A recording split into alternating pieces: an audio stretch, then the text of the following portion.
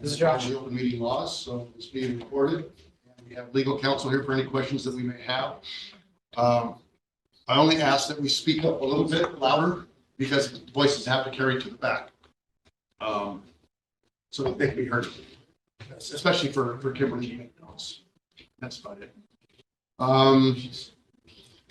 Okay, the purpose of our meeting today is to review the policies. We've already reviewed them once at home. Now we can discuss what we think, how they're laid out, what the priorities are, what is policy, what is our role in the policies. So that I'd like Helen to open up with her description of her thoughts on what the policies, kind of like in a rank order, who's in charge of these. So Helen, go ahead and give us that dissertation that you just gave me. Okay, and Mr. Chair, do we need to do a pledge of allegiance since that's the opening? You know, I did forget that. Do we have a flag here? We know the flag is outside. Let's do that to be on for the record. I think the flag is right outside here somewhere. So please stand for the Pledge of Allegiance. I pledge allegiance to the flag of the United States of America and to the republic for which it stands, one nation, under God, indivisible, with liberty and justice for all. Thank you. All right, let's get going here.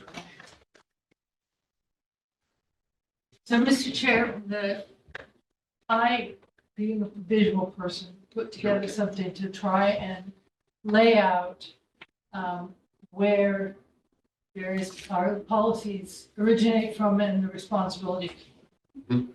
And so if one starts with the Sedona Fire District Board, we have responsibility for a set of policies that govern the functioning of the board. Mm-hmm. We also, let me stop. The next level is the fire district itself, which the board oversees. The district has policies that impact employee and organizational function. And the responsibility of the board, as I understand it, is to approve those policies and review them annually based on what we've said that is our responsibility. And those policies, however, are generated by the chief. Mm-hmm.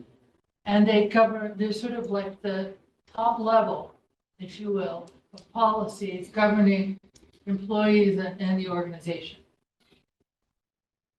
Those policies should be informed by the board policies in terms of reflect alignment with the board policies. And then at the next level, there are the standard administrative procedures, the standard operating procedures, and the administrative directives, all of which are set by the fire chief and subject to state and federal laws. And that must align with the fire district employee and organizational policy.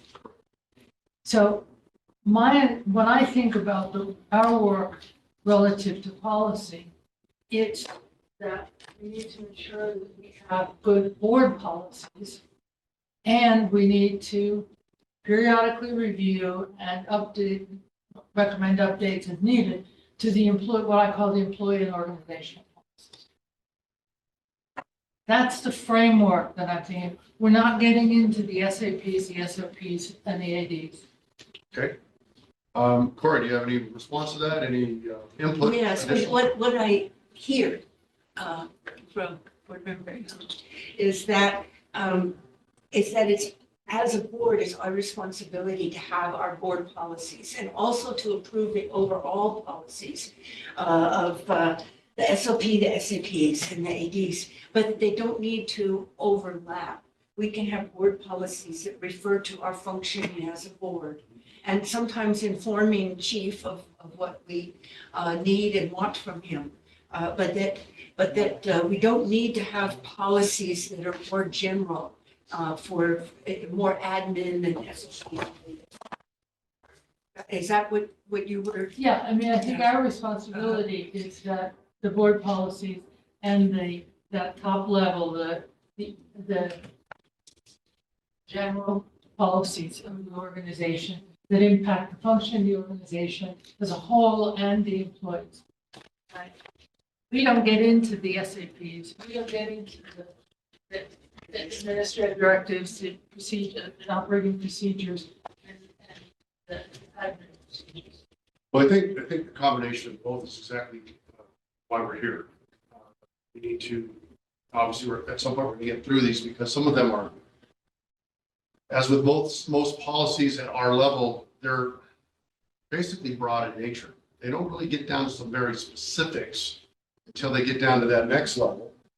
And then they create the SOPs and SAT, SOPs and SAPs and ADs. Yeah, but they all reflect the overall broad picture of what the policies are. We do have the fire district board policies that we pay particular attention to for our operation. You guys are all aware of that everybody is. And we do have the annual review, which is another thing that we do have. So we're on target with that. But we also give the fire chief the authority to create policies that pertain to his level and below. Right. So our responsibility for policy includes those that he makes. Yes. But we don't always see them. And we've gone through discussions with legal counsel in that if an issue or a situation arises that pertain to those policies at the fire chief's level or below, comes to our level, we simply call in the subject matter experts to interpret what that is. So, but at any moment, we have the authority to reach down and review that policy for our own, even before anything happens or any issue comes about. So as long as we're on the same page that this workshop, its primary function is to look at the policies that the Sedona Fire District's governing board functions under, this book here, and limited to that for this purpose. I think we can stay on track and secondary to this, and it may come up at the end of our discussions, are these other policies. From what I understand, all of these policies that are down here, excluding these, are enormous. I've never seen them. As far as the fire districts, the fire chief's policies and procedures that he has. So if my interpretation is correct, we can move forward. If it's not, or you have something A to add. slightly different Okay. interpretation, and indeed, we may need to find out. My understanding was, or part of the reason I wanted to clarify this is that what we have in front of us, the board policies, in fact, to me, fit in this employee and organizational policies category as much or more than they fit in board policies. So to me, what we're reviewing is both of these. Okay, and the voluminous policies are the ones down here. Okay. And yeah, Well, okay, and I, what I'd like to say is that you're correct that this packet of policies does include some that are down here and some. And part of our job to do today is let's get these at this level out of our responsibility and put them back where they belong. absolutely. That's Yeah, Right. in agreement with except that. for, and I agree with you completely, that's our job. Except that I believe that it is our responsibility to review those policies and to approve them. I mean, the fire chief creates them. It is he is responsible to bring them to us for approval. And For review, for, because we don't have to approve. Send them back for revision yeah, and all okay, that. for review. Yeah, for For review, that's a great distinction. And then, once a year, we review those. Yeah. As, not just these. What's your thought on giving the chief the authority for review, an annual review of his policies? I mean, if it's his policies, let him review them annually.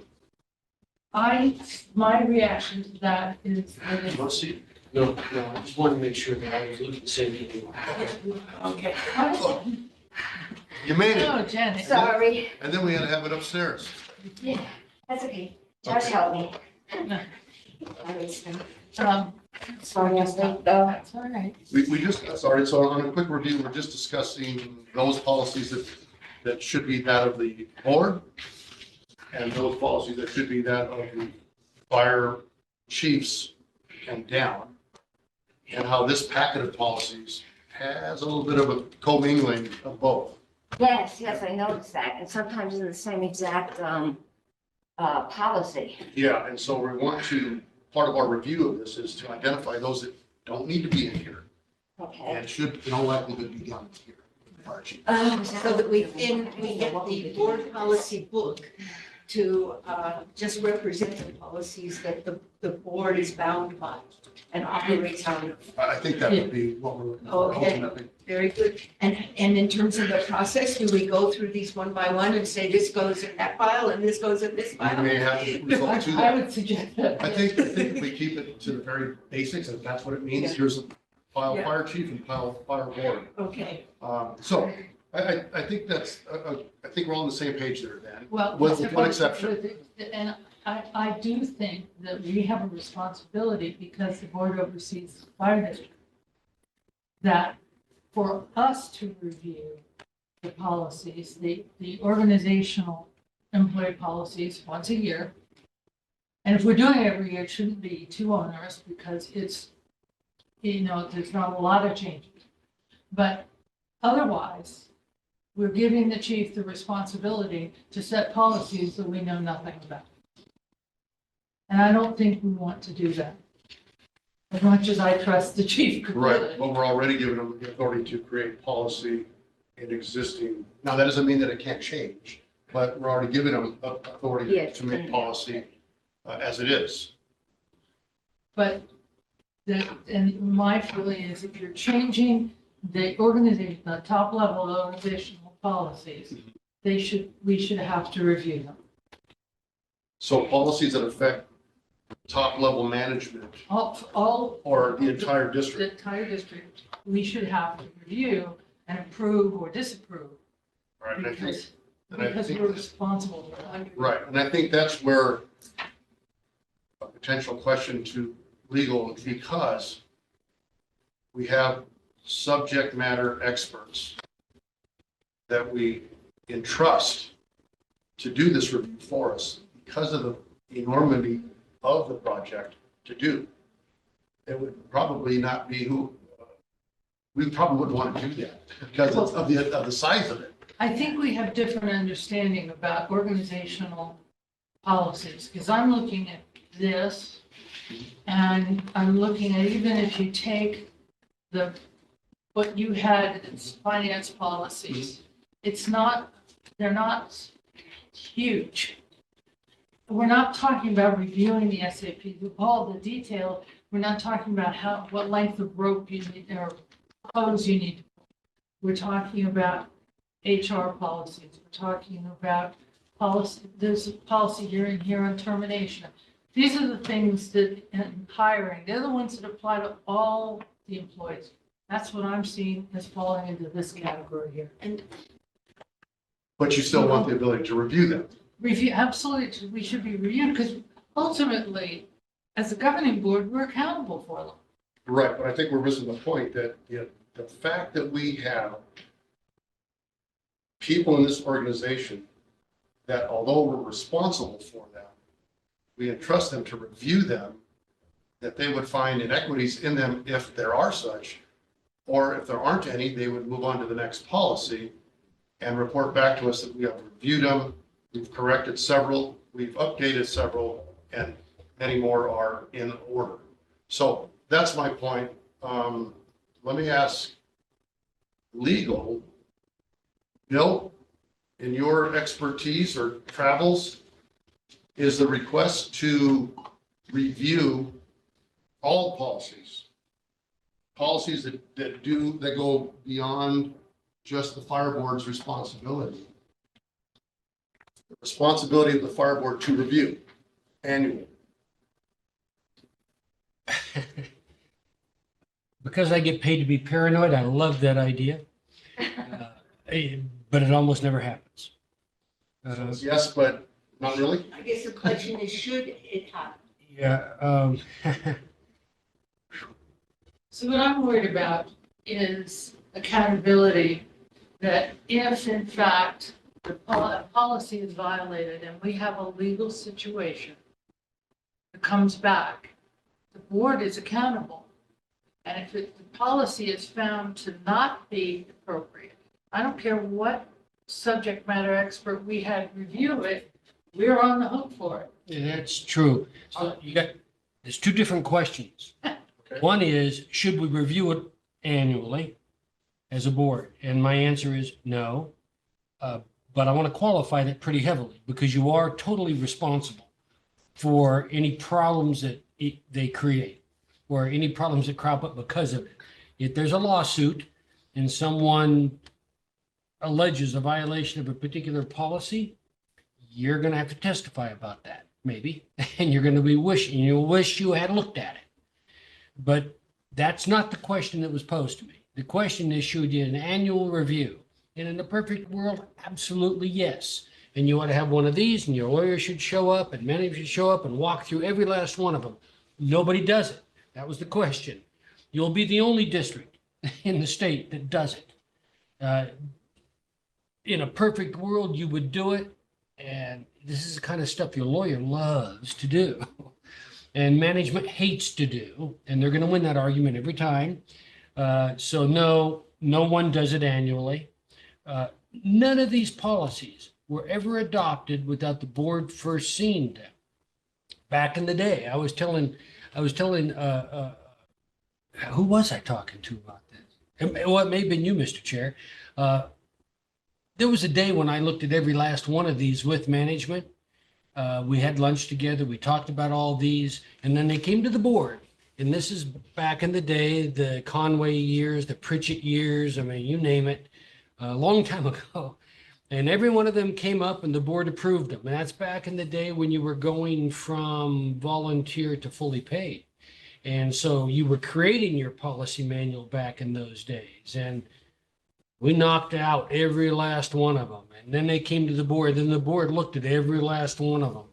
But that was 10 boards ago before you.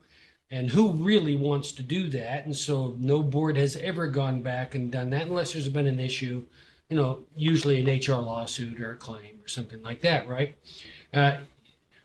On occasion, you guys have modified those policies, which like procurement, which forced you to go back and revisit that particular policy. Otherwise, you do not. So in a perfect world, yes, do it annually. But the question was, does anybody else do it? Absolutely not. No city council does it. No county board of supervisors does it. No fire district does it. And they all should, but don't. Are we legally bound? You're legally responsible for them. You are not bound to review. Yeah, absolutely not. But you are responsible for them. And somebody in your chair took that responsibility 20 years ago and adopted the anti-discrimination or anti-sexual harassment policy when EEOC said, when you get sued, we're going to see if you've adopted a sexual harassment policy. So we all ran out there and adopted one. And you guys, and I don't mean in particular you as a person, as a board, looked at it, approved it, and there it sits. It's good law. It's good policy because you approved it at the time and your lawyer or management decided you should. And I'm comfortable with that. I think every board should be educated about what your policies say, but getting down in the weeds to the point where you're critiquing that policy on an annual basis is a bigger job than any other. You'll be the only district in the state that's taken that job seriously. And my concern is that I don't know that we, perhaps one or two board members have the capacity and the background to be able to adequately know whether a policy is right, especially in HR. I'm certainly not one of them. And my concern is it would have to be hired out. for somebody to review it if we were gonna go that far. And you have hired it out. Either because I did it or Brenda did it, or what's the company now you hire? Lexipol has done it. Or you've got somebody, HR specialist, HR generalist that works for you that's done it. You have brought in the subject matter specialist to look at all of that before it comes to the board for approval. And that's been that's been the case for 10 years, 30 years. And I have a question that might be irrelevant, but if there's 21 here, at least I have 21. How many does the chief create that we would have to potentially? Bill, you referred to as a massive book of policies. I don't know what massive means. See, yeah. So we're looking at 1 3-inch.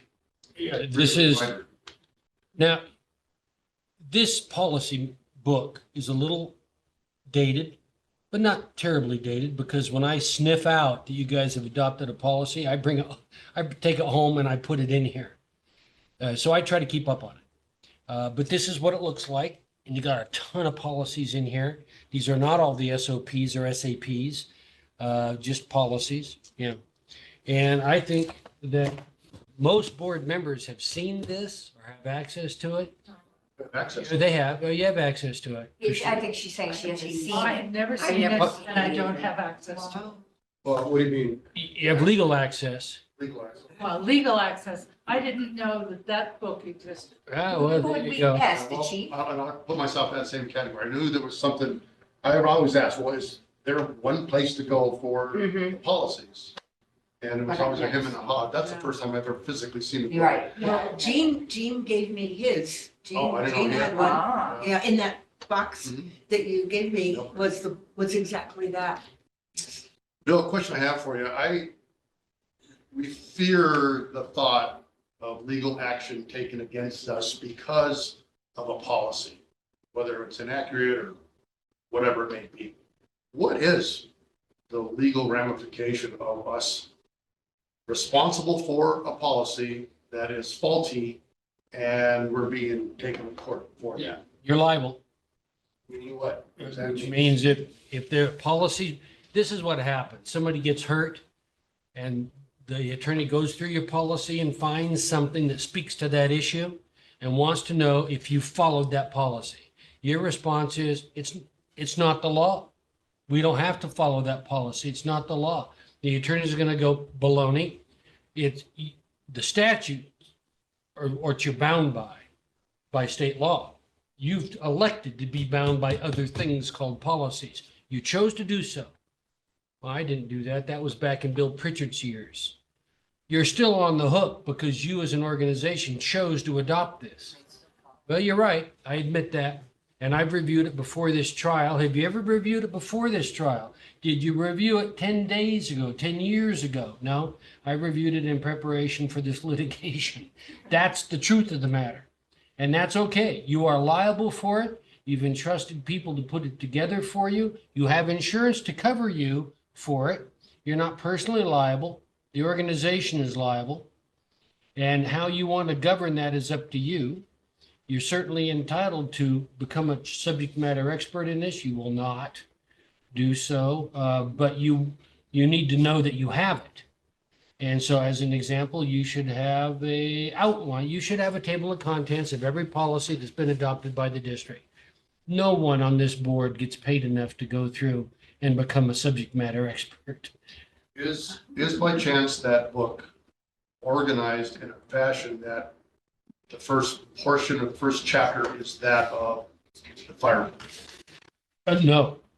Just numerically or alphabetically or? Yes. And that is probably happenstance. You know, it's, as an example, Gabe gave you a bunch of financial policies recently. Those are truly board policies. And the district and management is bound by it, but it's truly district board policy. Well, that just came to you recently, right? And so it's not going to be in a particular place in this policy manual. It's just follows the last 50 policies you've adopted. Well, I think as a result of your explanation and the questions being presented, I've been under the impression that it is many, many hours of work to try to put those policies together. It is. But the fact is, they're right there. True. And it would take however long it would take to make 5 copies of that book and present them to the board. And guess what? We've accomplished what you're seeking out to do, to review.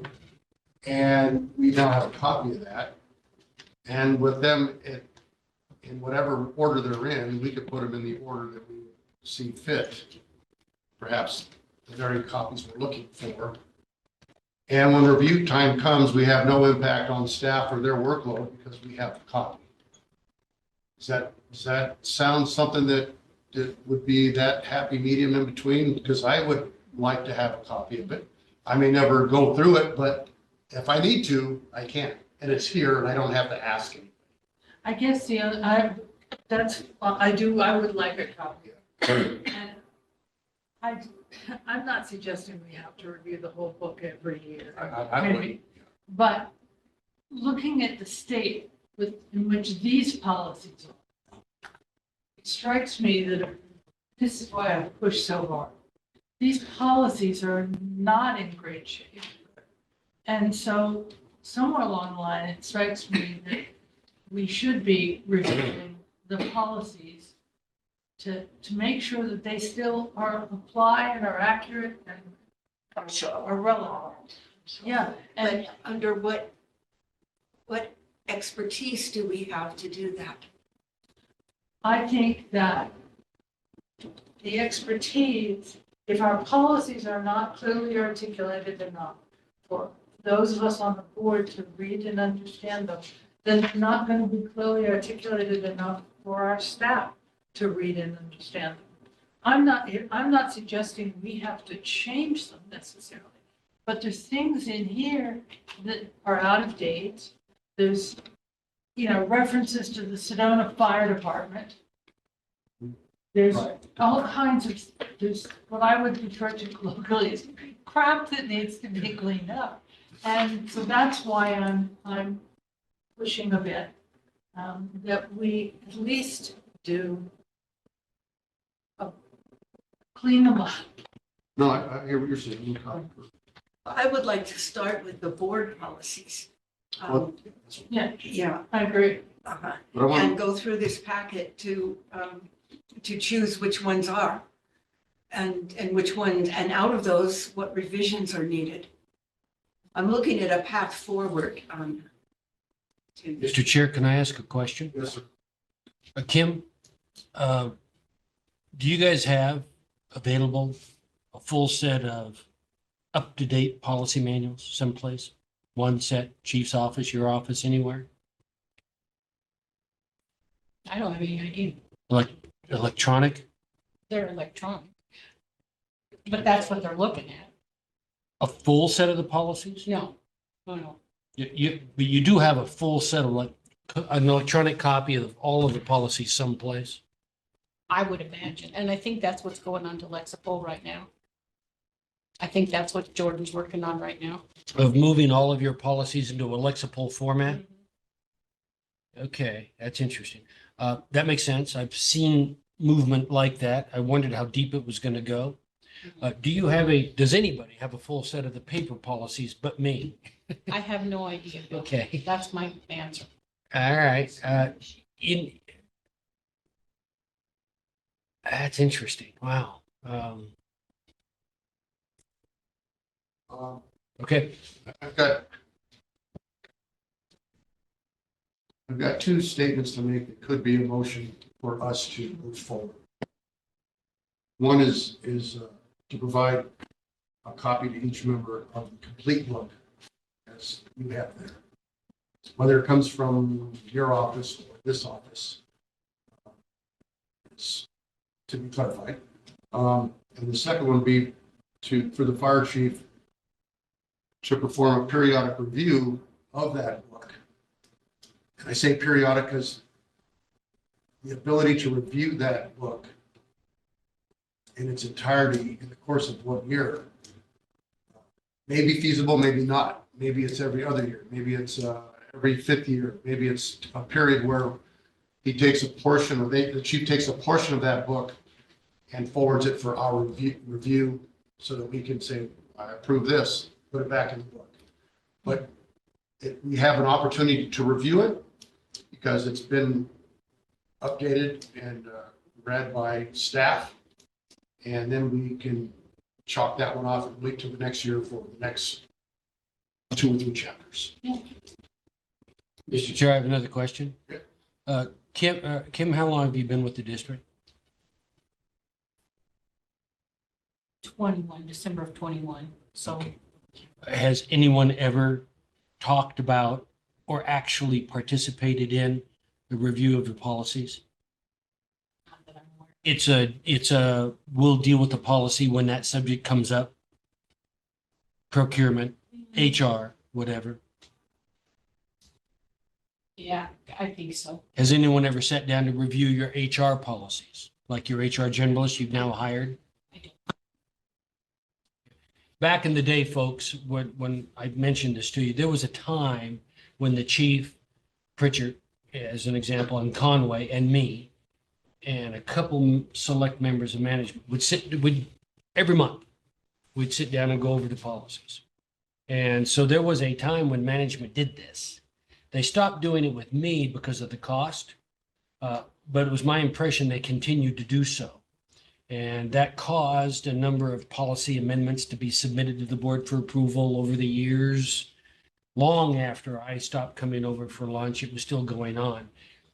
But Kim, I think what you're telling me is that no longer happens. If it does, I'm not aware of it. You would be aware of it, wouldn't you? I mean, you're kind of in the middle of it all. In fairness to Kim, I think the chief, before he left, made a comment about the need for some updates, which would point me to the fact that he and possibly Jason and I'm pulling blank on HR. Kiana, have done some reviews with it. I can attest to it, but just in passing comment that there were some updates to come, so to me that there's been some sporadic review. Okay, well, it is my impression that it wasn't long after that effort got abandoned that it's been piecemeal. And it sounds to me like it's been piecemeal ever since. Okay, that's fine. I asked that question to give you a sense of history, but also to give myself a sense of how accurate this stuff is. How many policies might have been touched or modified without my input. And that does happen a lot because of the cost issue. I mean, after all, do they really need my input on a pay scale policy? No. The next point I want to make is that a lot of these policies have recently, in the last 5 years or so, been integrated into your MOU. So they are virtually contractual on you now.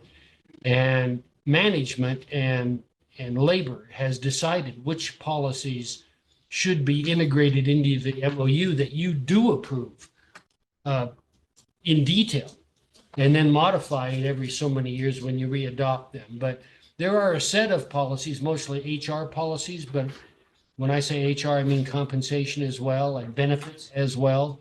So they kind of cross over into the HR world and the benefits world, but they have become essentially contractual obligations you have. And I would think that you guys as a board would be more closely tuned into those because you're signing off on that MOU. Where you are not signing off very often on those other policies that are, as an example, your EEOC non-discrimination or sexual harassment policy oftentimes is adopted by you as a board, but not made a part of your MOU because it's not benefits related. And labor cares about benefits and compensation.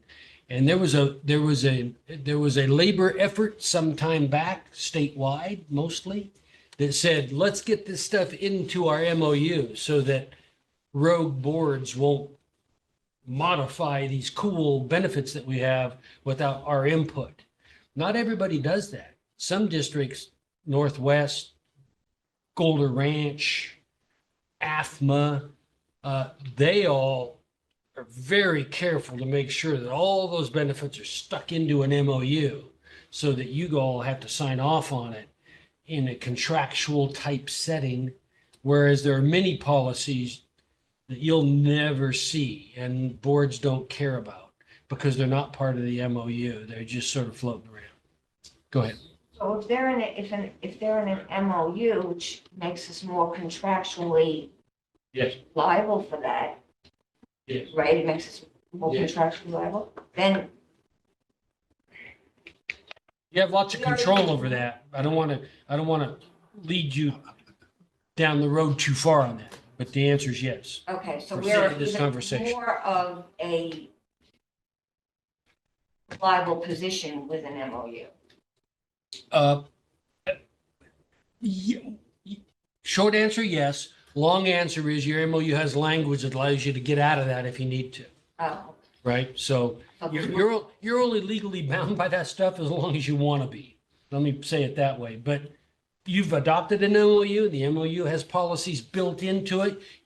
It's obvious to me that somebody has taken your policy about benefits, picked it up out of the policy manual and thrown it into the MOU and said, you guys vote on this. I know you voted on the policy long ago, but now you're putting an MOU because that MOU says you will not modify that policy without conferring with us. That's what it We should says. go over our MOUs then as well. That would be And you do. Eventually, yeah. You've gone over those MOUs in great detail over the years. So I don't want to worry anybody. I just want you to know that those policies exist in two places. One is a policy manual you have unfettered control over. And then you have the policies that have been integrated in MOU that you can't modify without labor's involvement. Just so you know. It's the same policy. Which is in here, because there's a policy on workforce reduction Yeah. and has heavily involved in MOU issues. Right. So, Right. But so what I'm trying to do and trying to ensure that our board is equally in agreement is the fact that, yes, we have an opportunity to obtain a copy for each one of us so that we have it in our possession. Review it at your leisure whenever you want to, or if a specific occasion comes up that we need to review. The second thing is to cause a review of that policy by someone. And I'd like that to be, of course, when I say the fire chief, it could be anyone in his staff. I just wanted to share with you what I have, just so you know. And I have a table of contents, Thicker than the one I was handed. Yeah, because it's been added to. many chapters long. This is 366 pages. Uh-huh. And so this is my staff's effort to maintain kind of some sense of control. Because when I get a call from somebody, Kim or the chief, that says, hey, can we do this? I stop them and go, let's see what policy says. And then we get into the law. Right. Yeah, because you can't confer is whether it can be, it's without the full knowledge of the policy. So this is very different than the handbook that Well, that yes. we have. The handbook is Yes. selective. Yes. Yeah. And this strikes me, MOU is selective. These are just from the hand. this strikes me as I look at this, is much more the SAPs,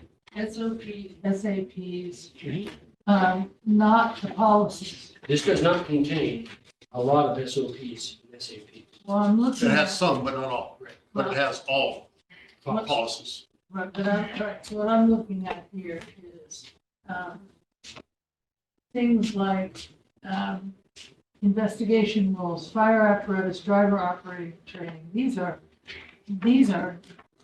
a lot of it's, I think, federally mandated stuff. It's not, and it's down at the, it's not, Procedural rather than policy. yes. That's true. And so I'm talking about the policy level. I not think the the ability to separate and get just specific policy and not any of the other would be costly and time consuming. So I'm going to give you an example. I don't mean to butt in here. I just want you Yeah, to go away with. yeah, you're giving us knowledge. So let's take a look. Here is your safety policy. I'm sorry, driver apparatus training. It's number 24. I go to 24. And this is a Lexipol policy. So you guys have already gone to Lexipol and said, give us a policy on driver apparatus and the training. In the old days, you didn't have one of these. Let me say it again, you had something like it. But this is now more formalized by Lexipol, right? There are other policies that are not Lexipol perfect. Most of these are. It looks like somebody has turned this over to Lexipol and said, generate an enormous amount of policy manual provisions. I have other policy manuals that reflect the old policies. Don't they have to have an update on them somewhere? They do. You know, a date? that says- No, that's the old ones. Your Lexipol policies don't have those updates in them. In the old days, you adopted a policy for sexual harassment. Every time you changed it, you had a red line modification at the bottom that said amended January 1, 2020. See, that would make sense that it has to be done always, so this way we know when it was last looked at. So if in fact this That's a is, different issue. if in fact this Don't is, wanna wait. if in fact this is a Lexipol now, generated by the program Lexipol, our ability to go in there and create parameters for what we want, policies, about the SAPs and SOPs and ADs, it should be able to be done. That's a Kim question. Kim? Yeah. Tim, if we, we need a copy of this, but we don't need all of that. Is it possible to go through Lexipol to request what we want? By virtue of saying, we request policies. Period. Well, for now, just. Again, I have no access to Lexipol and I have no idea. Okay, can we give the chief a call? Because I'd like just to get clarification. I think what we may have is a bit of a terminology problem too. Because in looking at that, it uses. the word Thank you, Bill. policy. Yes, thank you. Thank you, Bill. Policy in the document. And I may have introduced it, or we maybe somehow we got into, because I think there is a level of policies that apply to everyone that are not specific to, for example, how you drive a fire apparatus. No, because not everyone, Kim is not expected to drive a fire apparatus. So there's things at the top level, and I use the term policy, but they're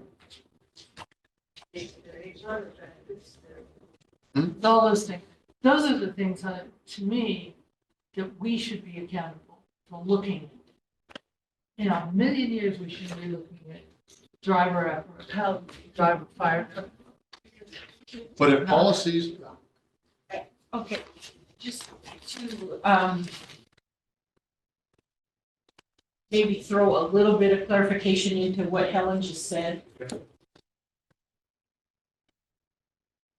So many of those things that you're talking about, like HR and things like that, comes down from feds anyway. It's not like we're creating policy. Our policy just reiterates what the federal laws say. Yeah, some of them do say that in Some here, of that is state. true, but some do not. And Let's be clear, the federal law says you have to have an anti-sexual harassment policy. You decide how to do that. That the feds don't give you, it must read like this. Well, right. Yeah. Yeah. But they give you, this is what it better say. Absolutely, yeah. So here's an example of what you're talking about. This is your HR policy, and you'll see here, the effective date of changes in here. So this promotion policy was modified in September of 14 and again, July of 15. Your employment vision statement, let's go to something that makes sense. Your EEOC policy was last adopted in January of 15. And that's the one that says you won't discriminate based on age 6. Here is emergency callback policy. Here is your genetic information anti-discrimination policy. That's mandated by federal law and state law. You can do both. That genetic information policy was adopted in 15. Classification of employees was last adopted in 19, modified 15, 18, 19. Recording work hours in 19. Regular pay, you guys don't care about that. That's 15 and 19. So the HR policies are the stuff that gets really heavily worked because that's where a lot of legislation regulation happens, right? Overtime pay, trading duties, trade time, vacation pay, sick leave, But if we simply said, we only want. jury to- duty. Yeah, sorry, but if we only said, we only want to see them when you change them. That's what's been going on for years. That's what's been happening. So here's family medical leave, last time it was adopted, right? But this board, or in particular, speaking for any other board, other than through the MOU, I really don't want to review your family medical or your death benefit, how many days you get off. That's, even though it's policy, You don't want to review it if it changes. I know, I really don't. If it changes to 1 day or 10 days, I could care less. Because it's already been, And the overall thing, it's going to be in the MOU, and the MOU is part of the bigger picture. It's like getting into the weeds too deep. And to me, I understand what you're saying, and if it's in the MOU, we review it in the MOU, and we have to review it anyway. Right. So we're reviewing that, but if it's not in the MOU, if you're going to make a change, yeah, I would want to know. That is Well, it has saying. that- financial implications, What for about the example. color of their uniform? And I'm not being sarcastic. I'm just saying, what if the color of their uniform policy says it's light blue shirt and dark blue pants? So when they show up with pink shirts and green pants, that's a good change to that. If I want to know that, I really can care less. And Can they function their job? That to me, and maybe this is where the definition of SAP, SAT, and AD, were, well, what I'd like to just weigh in here, Mhm. we have hired the best people, the chief, we hired the chief. And if they make a change in some structure, I also, unless it has huge financial ramifications, like a change in salaries, we'd like to know about that. And they do. Yeah, but otherwise, no, we've entrusted the people that this organization has to be competent and to make changes that are pertinent. And I don't think as a board, we need to know about those kind of details. I don't want to know about the blue shirts, but I do think it's important that, because financial implications of things like change to FMI, there's a potential significant change, cost associated. Yes, but the chief is already bound to bring that to us. If there's a change that affects the operational cost above and beyond what's already been planned, he's bound to bring If that it to us. changes over what's been planned. Yeah. But, I And I think you brought up the point, if there has been a change to a policy, it should be brought to our attention. Without a doubt, I don't question that at all. But to which policy, if it's at that lower level, do we want to know about it? Well, if we make a statement that we want to be notified of policy change, just those two simple words, policy change, that encompasses everything. Come to us. We have our chief here now. Yeah, the chief is here. Chief, Yeah. a question came about, and I've been kind of in thought here. Maybe, Helen, you could refresh my memory, my question was, or what the situation was that we wanted the chief here. Lexipol, that's what it was. It appears that in review of, Bill brought a copy of the policy manual, policy book that has all the policies in it. That has been produced under the guise of Lexipol. And Lexipol is a program that we fed everything into to get an electronic copy of everything. Yeah, we're redoing it, and it's still in progress. Okay, so that's not completed yet, and so that book may not be, Up to date. well, it's, okay, as it relates to lexical. There may be other Correct. policies in there that are in the old format, perhaps. Are you red flagging anything? Or you just copying? Yes, all the above. So before I took over, outside of my purview, there was a bunch of work done that upon further review doesn't reflect how we want it to be done. So we're going through right now, Jordan Baker's retooling all the things that relate to training, policy, and procedure. And then Keona's diving into human resource management stuff, because there's a lot of updates that have come down the pipe in the past 6-8 months that we need to update. And then I had some direction. I'm just giving some examples for perspective. Our pregnant operational personnel policy was a paragraph. I didn't feel that was adequate.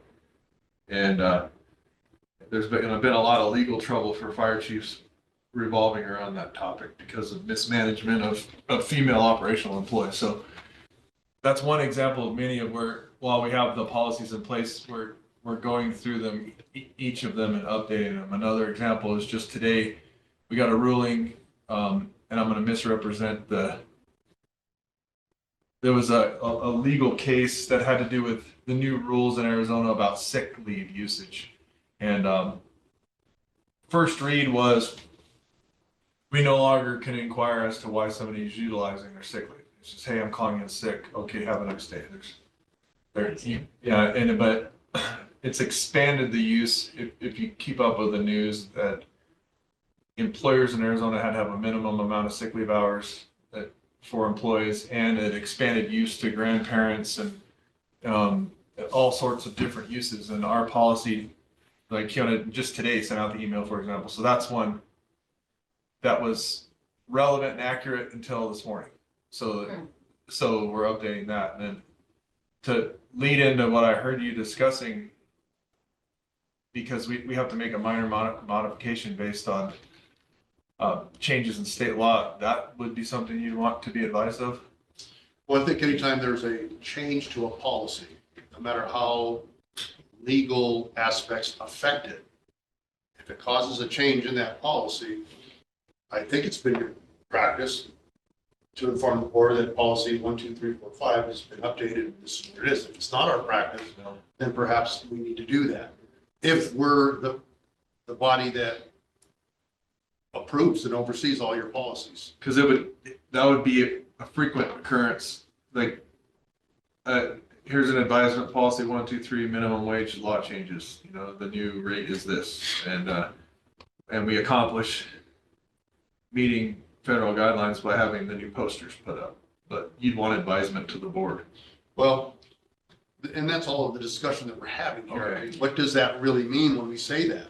You know, does it mean we're going to have a continual stream of updates? Or do we put it to where periodically send us all the updates? Where it's, you know, you hit Lexipol and it prints the updates or whatever parameter information you put in for your request. I think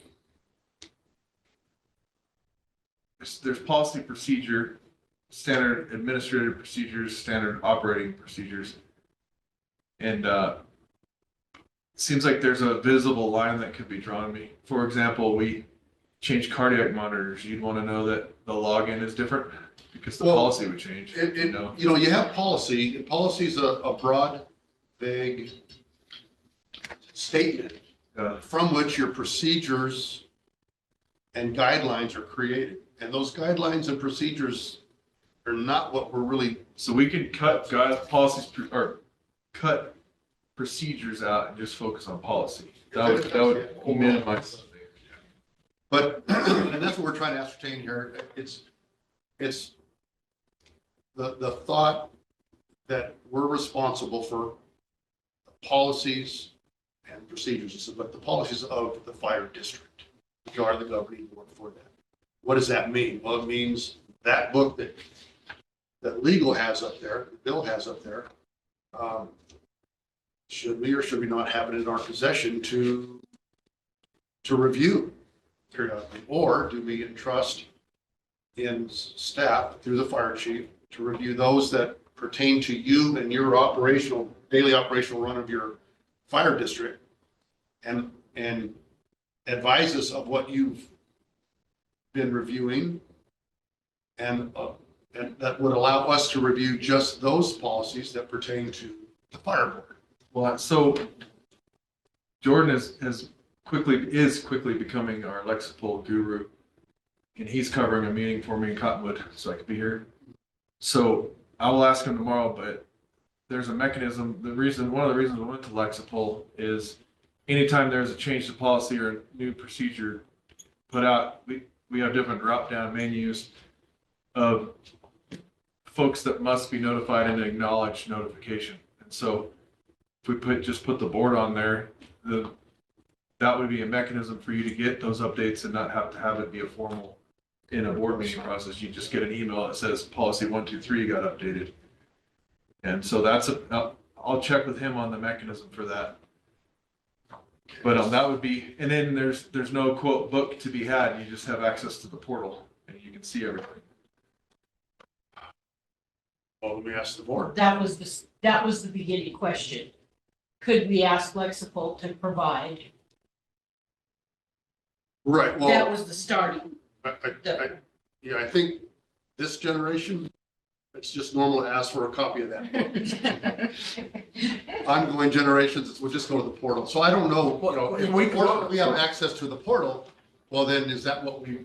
Well, as we update, we're not there yet, but once we get Lexipol built out completely, it'll be a ready reference for all, staff and board included. In the interim, we could print its contents so you have a paper copy, but then going forward, anytime there's a change made to a policy, then we have different groups set up they receive, hey, this policy's been updated and it requires acknowledgement. And it's just our accountability piece. It's the old days, we'd take the new policy around, have everybody read it and sign it. And now that electronic acknowledgement works for us. And so we could, I don't know why we couldn't set that up for the board. We set the user group. So, that's a down the road continual, for continual process improvement. That's a down the road piece.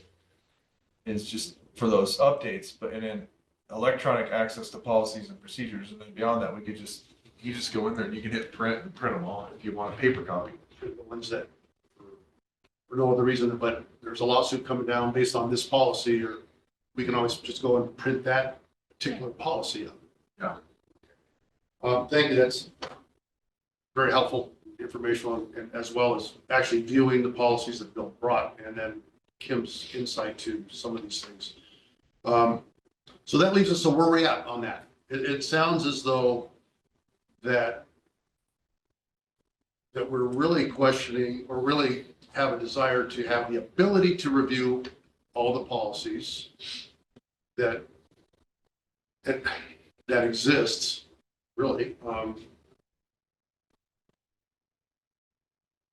I guess I could put a period at the end of that. But then also that those policies that you create, Chief, for the operational aspect of your district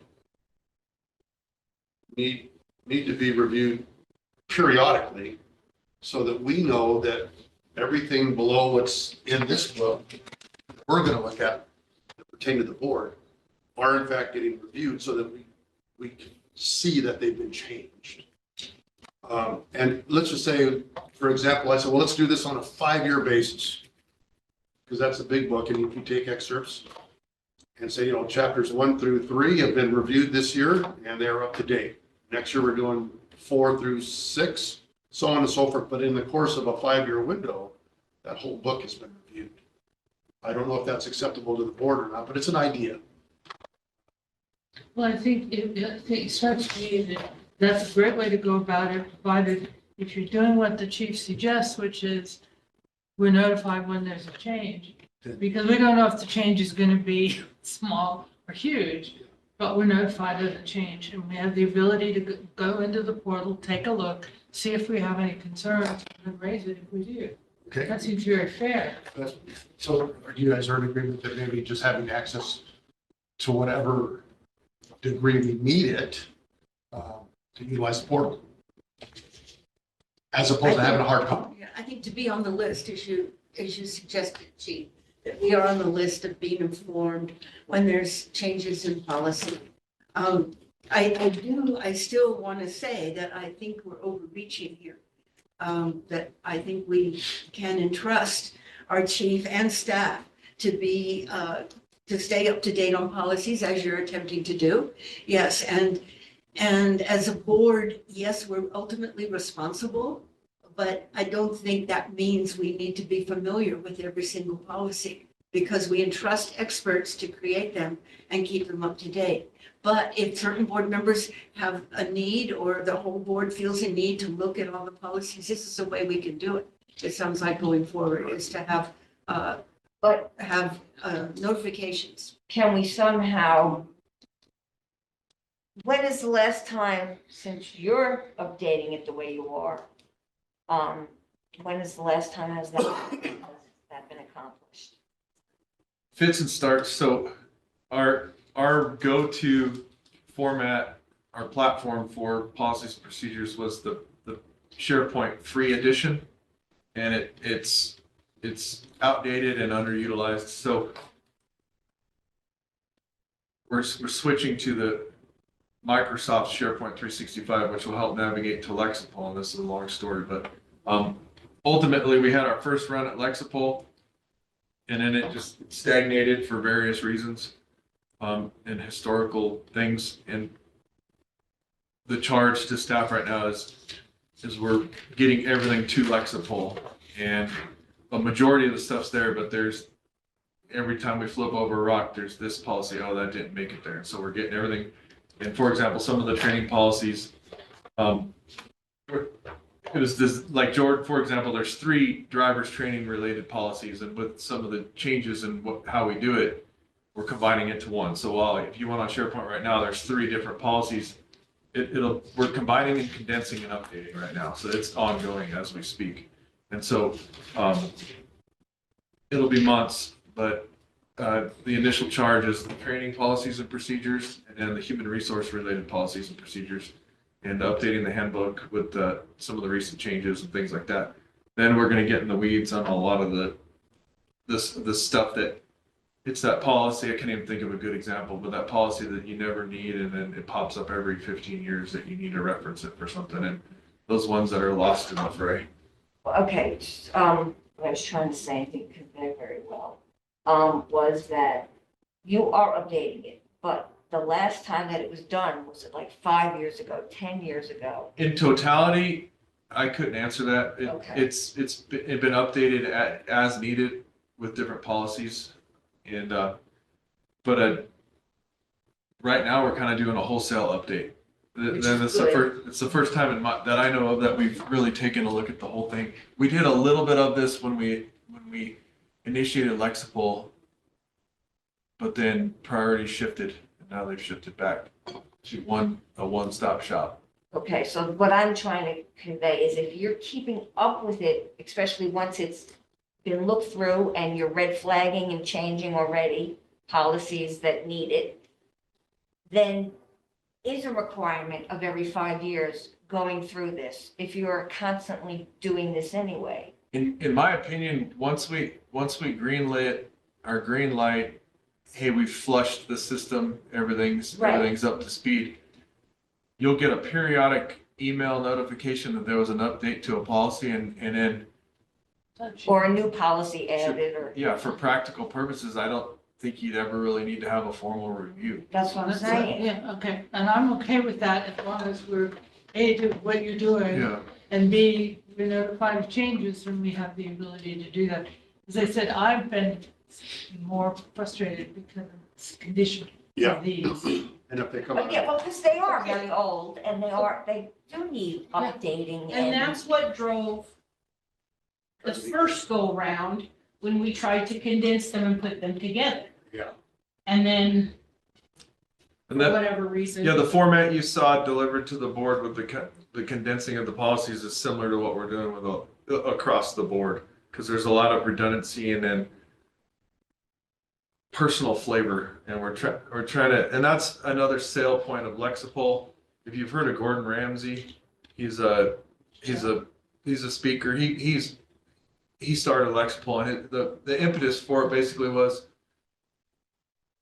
no police or fire agency in the United States did a good job of keeping up with their policies and procedures and catching every little detail. And so Lexipol is very canned with the option to customize, with the caution to the organizations that utilize Lexipol that don't customize it too much. And so that's what slows us down, is our policies and procedures. Many of them were flavored by strong opinions, and Lexipol's policies are much more Concise. they're just boilerplates, but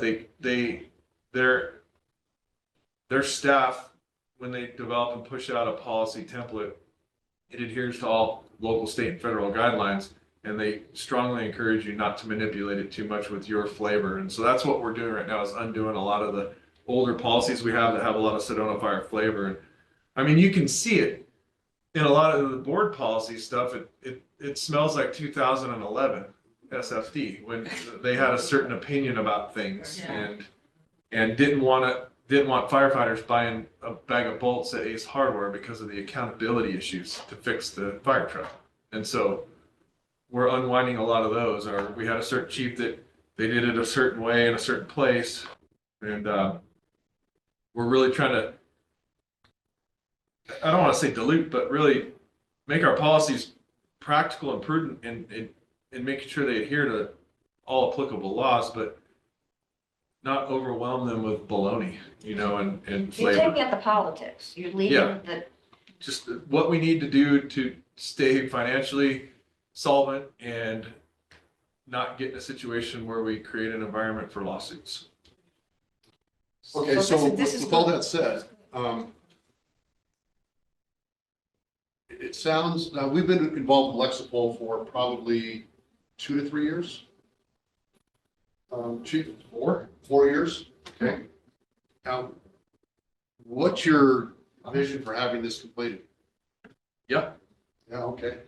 No, That narrows it down. no, like I said, Jordan, for example, with tackling training, because while important, it was to get more people competent in navigating Lexipol. Training was the least impactful in the sense of learning the product, if you will. So, the guys working on this project can look at the hose management policies, and there's not a lot of background training they have to do to learn. But if we jumped right into human resource policy and law, it'd be a heavier lift. So right now he's buttoning up training, and then we're jumping into human resource policy, and but then that all changed with the contract and in some of the new laws. So then we'll do that, and we'll dive into some of the minutia. So I'd say 12 months, but I would expect it to be sooner. Well, I mean, even if I said, or we recommended that, try and shoot for 2 years, 24 months from now, and you fall well within that, we're ahead of schedule. That's very practical, and it's just, so with the Lexipol product, there's a lot of canned policies that don't apply to, and when you do the dump, it's also while we're adding and modifying our stuff, we're also taking stuff out that just doesn't apply at all. And so slow and smooth, slow and steady wins the race, and that's the approach we're taking. And then it's kind of organizationally, this week and into next, we're finishing up the 23 job descriptions and the process, and then everybody's jumping on policy. And so I think 12 months is practical, but 24 months is, it's just reading each one and committeeing and flushing and. So it sounds like the thing we have to do is give you the board policies piece of it. Yeah. So That's the challenge we have before us, but we had to create the parameters of what Yeah. we're doing, and that's why the discussion, irregardless of how deep or how shallow we want to go into these things, we got to establish. And it sounds to me that I think we're kind of in agreement that if we, at the very least, be placed on a list that receives the updates and changes. And then with granted access, we can go and review them at our leisure and stay abreast of whatever's going on. Yeah. And not require staff of doing anything other than placing us on that notification list. Yeah, I'm thinking of some examples that'll be relevant. One would be Prop 115 that was passed in, was it 2012, that capped us at 5% growth rate. So that obviously impacted quite a few financial policies. So that would be one that would be really important for you guys to know. The fact that Parker versus Panini, the ruling just changed sick leave usage. That's a neat to know, not a need to know. But but yeah, I think what would be beneficial for staff is if the board policies were packaged and then we put a done stamp on that in concert with Jordan, put a done stamp on all the training policies, procedures, and then blend in HR, and that really wraps a lot of our stuff. And then we're gonna modify the financial policies, adapt Gabe's stuff to Lexipol, and then we'll be pretty close. Now, from what I understand, what Gabe gave us in his financial policy manual, 2018, I don't know if that was ever ratified as an acceptable policy manual by the board. And I don't know if legal ever went, but it does coincide with some of our best practice policies that we have. But there's a lot of other policies in there. So I would imagine, and I haven't confirmed this with Gabe, that is something that he spent some money having lawyers do for the 28 other districts. Right. It's his can to change the label on the top policy manual. So I would imagine we have some updates, but ultimately, I'll get with him on that to see if he remembers. see if we adopted it back in Yeah. 2018 when he issued it. And I don't recall, but I'll find out from Gabe, and then we'll get the updates in there and bring it back to the April for ratification. I will say, if I might, Mr. Chair, I've been to several board meetings where Gabe's financial policies that you have in front of you have been presented to those boards, and they have voted to approve them over the last 2 or 3 years, maybe 4 years.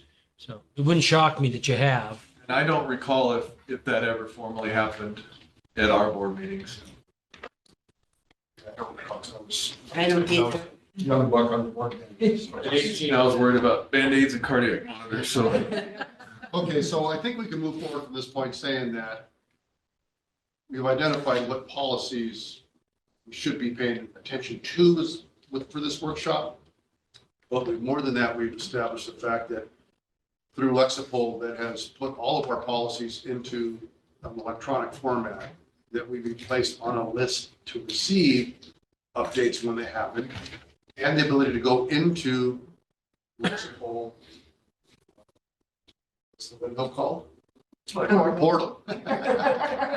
That we go into the portal and extract what we want to view. So that, We have access. I think that's probably the better way to go. I agree. Mhm. Bill, does this need to be put in a format, a motion format, or, because we're just talking out loud here on. No, not yet. Yeah, no, not yet. Okay, You're getting close, but Do you mean not at this meeting, or just we need to refine that statement? I think what's going to happen at the end of this conversation is something by consensus. You can do it by motion, but it's not required. all right. I have a question, Mr. Chair. Pardon me, yes. I have a question. Kim, I noticed on this Lexipol policy manual, there's a set of policies called SF board policies. Are those the same policies that you copied off and gave to the board some time back? That would be my assumption, that they were taken off the SharePoint and put into Lexipol as these. Okay, thank you. Okay. All right, with that said, I think we can move on to,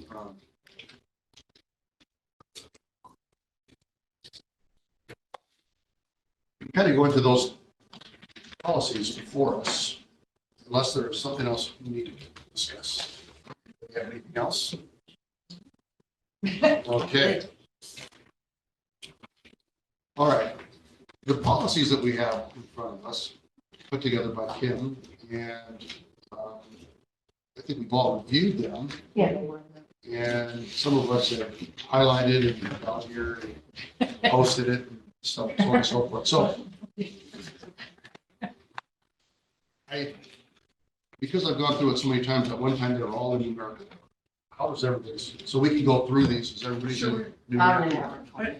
So hopefully, but we can find it. Yeah, We can find it. Okay. One of the ones that struck me first was obviously the first one, department organization and structure, but I didn't think that should be the first one as policy for this. And it was policy number 2001. Two-pager. What? What do we need? Development policies and procedures. Mhm. You have to have one way or the other. Either have to have an alphabetical or you have to have a numerical. This is working. Okay, so, We have it. I mean, if you just want them by how they make sense, Right, then we're back to the way it was. that's why we did the brand new ones a month ago. Well, that all may change. It all may change. That's why we're having this workshop. Let's keep an open mind. And we may even have a way of organizing these things that make sense. So, See, well, when you said the number though, I found it right away because mine is numerical. that's how I think, but Yeah. that isn't how everybody thinks. So if we look at the development of policies and procedures, which is board policy 2000-1, is the development of policies and procedures. Which, yes, you would think would be first, Which would but be- because of the numerical Up number. I agree. Okay. And Bill, if I can ask you, if a board policy that's been adopted is a specific number, can that number be changed? Ooh. Sure. Yes. Yes, okay, so if we're here to update this policy manual as it pertains to the board issues, we literally, these all could be 24-1, 2024-1, 2024-2, so on and so forth. With the little box on the back that says enactment date, effective date, and so on and so forth. So I call out a number only for the purposes of kind of like an order of sequence. It should, I agree. okay. So this 2000-1 is the development of policies and procedures. Does anybody have anything on there that they'd like to add that we should be looking at?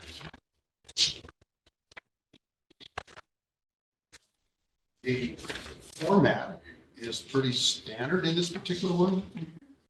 Sometimes they use scope versus objective or definitions. We have board policy, there may be procedures as there is in this one. So the format is, Oh, yeah, I have that. The procedures where it's located should not be moved up. I think it's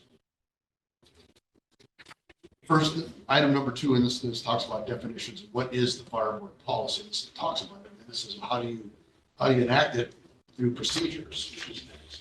And then then it says policy again is number 3. So yeah, it's kind of like, okay, is number 3 should be number 2. And so I don't know. But Well, I think Roman numeral 2 is definitions. So we're defining fire board policies and defining procedures. Policy itself is number 3. The policy itself is repetition of the definition. It's condensed. It's condensed. It's like a final statement. as in A policy, summary. as number 3. Yeah. The interesting thing to me, and that raised for me is in the definition where it says fire board policy, it talks about all of the things that in fact are in the purview of the chief. And that seems to add an element of confusion. Well, yeah, because it's under fire board Right. policy and it's, Right. To me, it just lets the board know that these are under the purview of the chief. But it's saying it's under the purview of the fire board. I think it's informative. Oh, I thought it was a little, there's another one that's even more confusing than this page. And in terms of our fire chief, do we continue to need him? oh, yeah, chief, that was the question we had. You're welcome to Well, stay. I'm doing all the things I can do from my desk right now. I'm just, We're gonna be chattering here, so. Yeah. I'm just responding to emails. Okay. No, I am not, You're okay? no, I am not. I'm doing everything I was planning to do. So back to the question of what is a fire board policy? Based on the definition that's here, our policies include anything that has a direct impact. Working conditions, member benefits, employment, impact on operations are required by law. That seems to me so much more than what the board policies. That it is. Well, take a look at the, under item number 2 definitions, that second paragraph underneath all the bullets. And it's very specific as to. Makes anyone amend supersede movement? No, Well, at least the first sentence. I'll stop there. Yeah, because then it goes into the fire chief may recommend, Right. so. to me, if I were to me, I would stop after the first sentence in the definition and get rid of the rest of it. Well, that's how I read it. If the first sentence is head idea of that paragraph, I should support that. But I like having these listed, you know, especially for brand new fire board people to just have a broad, a more in-depth sense of They're not fire board policies. They're the policy of the district. right. Stop and you say fire board policies establish the district's general guiding principles within statutory or discretionary authority of the fire board. Full stop. right, so that first sentence would actually be under the fire board policy definition. And then this. Oh, assistant changes.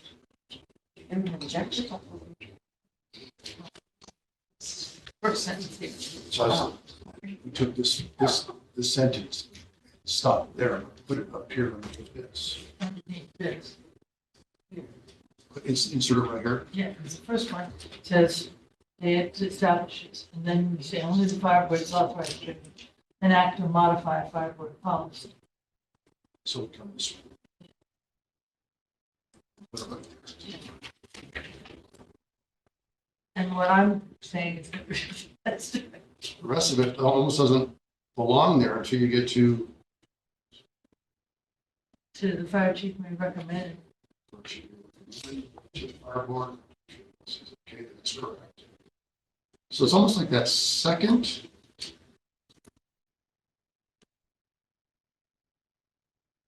Sentence, starting with the fire board policy may stand alone. Doesn't need to be there.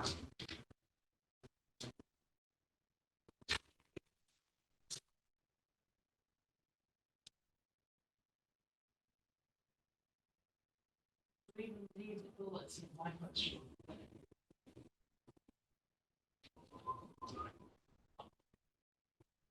That's back to my. Yeah, let me answer this. Is this what we want to accomplish in this workshop today? Or do we want to go through, is this policy necessary? Well, I think that's the first question. Right, and then we could take the necessary and unnecessary ones and then go back to the necessary. That's fine. Yeah, I'd rather than be stuck, so that we show a little progress on that. Sure. Sounds good. So I would think that this policy in itself definitely belongs in this policy. Yes. So I think that is Mr. Chair, you talking about policy 2000-1, Yes, 2000 dash. development of policies and procedure? Okay, thank you. Belongs in the handbook.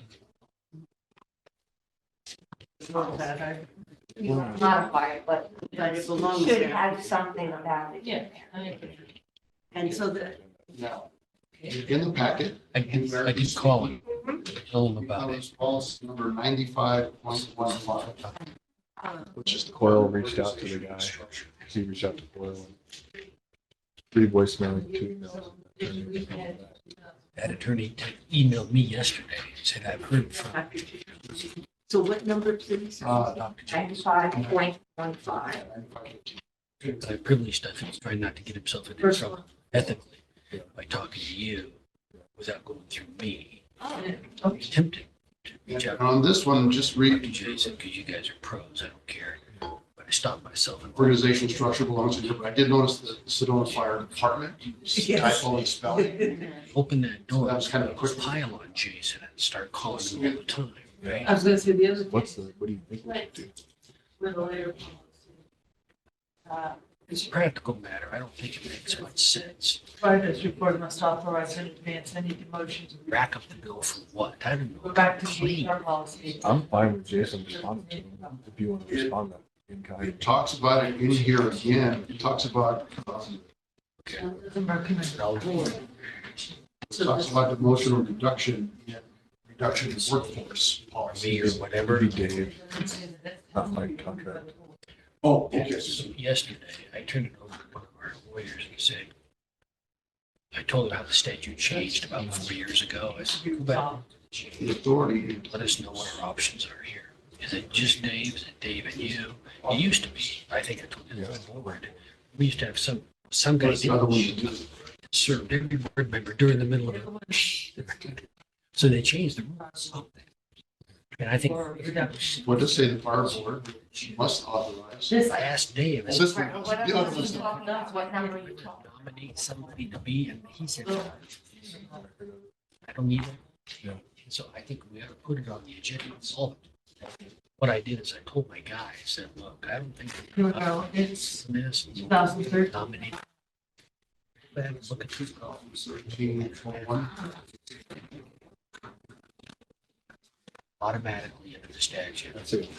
There's some. And I think it allows for that. The board on it, but I don't want to. Goes into. You know what I wrote on that? For 2013 one was that reduction in force is way too specific. It's telling you how. to Well, this do it. isn't board policy, this, to me, this is fire district.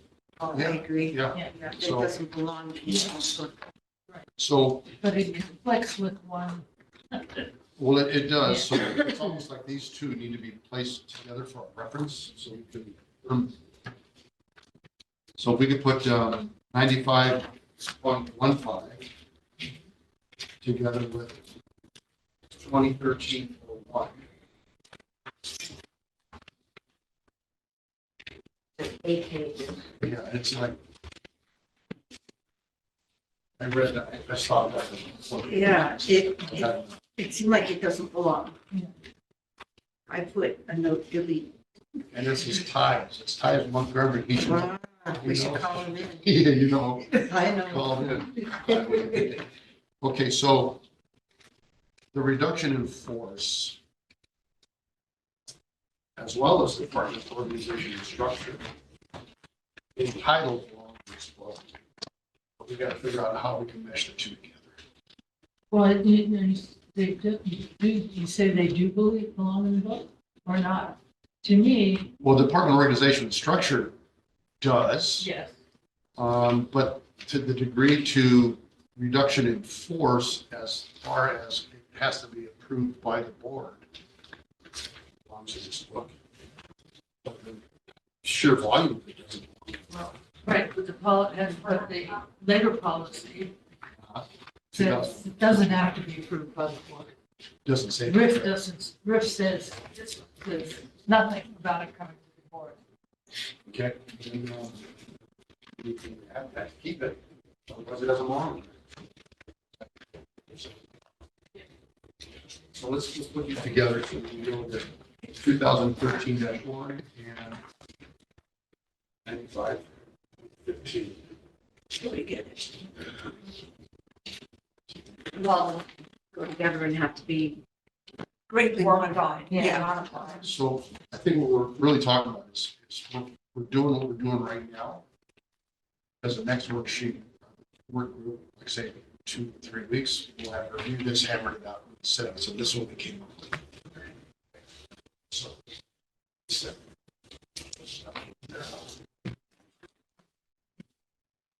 Okay. Which means, next one coming up here is membership developments. 26-R4.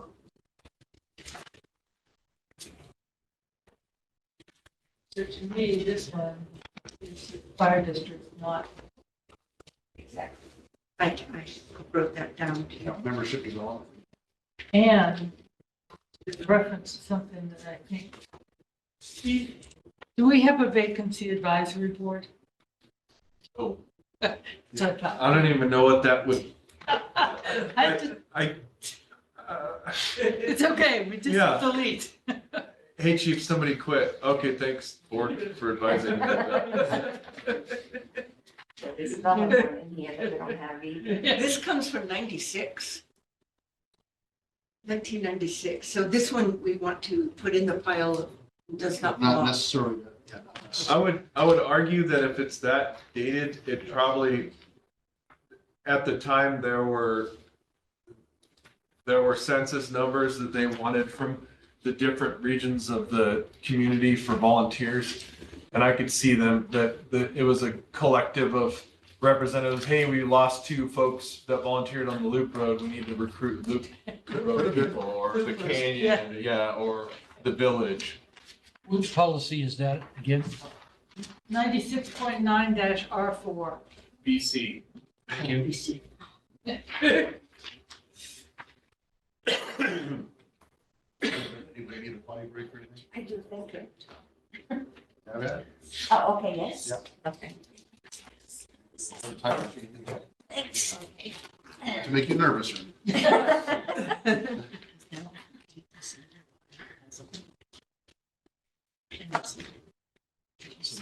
So this needs. You know, it's so hard to do this setting like this. But you can't have, but you have to have. Yeah. And that's what makes, So this needs to just be flushed. especially when I'm not understanding.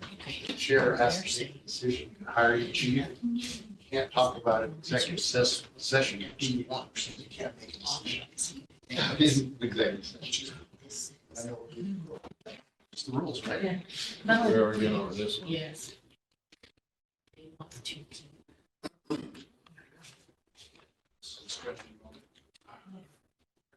anybody want to know? I would take it, yes. Yeah, go ahead. Adopted and superseded. Mr. Chair, Oh, Yes. Thank you. Policy 95.15 contradicts 2013-1. And Yeah. so you're saying you want to adopt the language in 95.15 that says the board authorizes reduction in force, or you want to keep the more current language that the fire chief is responsible?